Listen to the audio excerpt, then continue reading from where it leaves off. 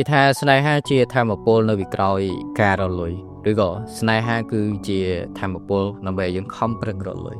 សួស្តីអ្នកទាំងអស់នេះយើងធ្លាប់លើគេនិយាយថាស្នេហាធ្វើឲ្យមនុស្សយើងងងឹតភ្នែកឬក៏ស្នេហាធ្វើឲ្យយើងខាតការងារតែនៅក្នុង podcast មួយនេះខ្ញុំចង់លើកយកជ្រុងវិជ្ជមានមួយនៅក្នុងហ្នឹងដើម្បីយកមកជជែកសម្រាប់មនុស្សប្រុសយើងស្នេហ៍ពិតដែលត្រឹមត្រូវវាមិនមែនជាបន្ទុកទេតែវាជា motor ដែលខ្លាំងក្លាបំផុតដើម្បីជួយឲ្យយើងមានថាមពលក្នុងការរលួយច្រើនជាងមុនបងប្អូនធ្លាប់មានអារម្មណ៍ថានៅពេលដែលយើងមានមនុស្សម្នាក់ដែលយើងចង់ការពារយើងចង់ឲ្យគេរស់នៅស្រួលយើងហាក់បីដូចជាមានកម្លាំងដ៏ពិសេសម្យ៉ាងធ្វើឲ្យយើងអត់ស្គាល់ពាក្យថាហត់ទេមានមូលហេតុសំខាន់3ដែលស្នេហាជួយជំរុញសេដ្ឋកិច្ចរបស់មនុស្សប្រុសចំណុចទី1ការមានគោលដៅច្បាស់លាស់នៅពេលដែលយើងនៅម្នាក់ឯងយើងអាចរស់បែបណាក៏បានញ៉ាំអីក៏បានលុយប៉ុណ្ណាក៏គ្រាន់ប៉ុន្តែនៅពេលដែលយើងមានស្នេហាគោលដៅរបស់យើងត្រូវតែពង្រឹងយើងចង់បានផ្ទះដែលស្អាតយើងចង់បានឡានដែលមានសុវត្ថិភាពសម្រាប់គេស្នេហាបដូរពីការរកលុយដើម្បីរស់មកជាការរកលុយដើម្បីកសាងអាណាចក្រសម្រាប់មនុស្សដែលយើងស្រឡាញ់ចំណុចទី2ទំនុកចិត្តនិងកម្លាំងចិត្តពិភព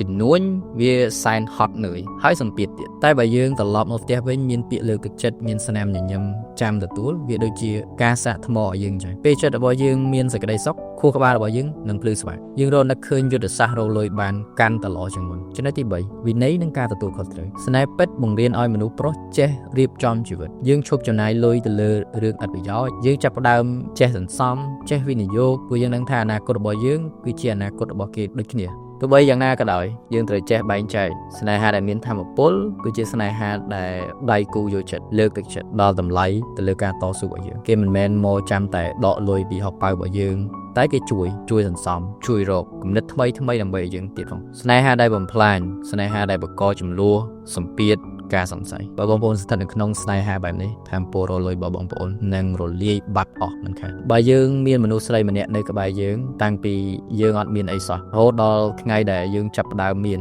យើងត្រូវតែថែរក្សាគេល្អពួកគេជាហុងស៊ុយពិតប្រាកដសម្រាប់យើងថាមពលដែលយើងរលុយបានភាគច្រើនគឺការចេញពីការចង់ឃើញគេមានសេចក្តីសុខនឹងឯងកុំខ្លាចក្នុងការស្រឡាញ់ហើយកុំខ្លាចក្នុងការប្រឹងរលុយស្នេហានិងលុយកាក់អាចដើរទន្ទឹមគ្នាបានយ៉ាងស្អាតបើយើងចេះប្រើវាជាការជំរុញច្រានយើងទៅមុខលុយមិនមែនជាអ្វីៗគ្រប់យ៉ាងនៅក្នុងរឿងស្នេហាទេតែស្នេហាអាចជាអ្វីៗគ្រប់យ៉ាងដែលជួយយើងរកលុយបានច្រើនត្រូវស្រឡាញ់ឲ្យអស់ពីបេះដូងហើយរកលុយឲ្យអស់ពីសមត្ថភាពដើម្បីមនុស្សដែលយើងស្រឡាញ់អរគុណបងប្អូនទាំងអស់គ្នាសម្រាប់ការស្ដាប់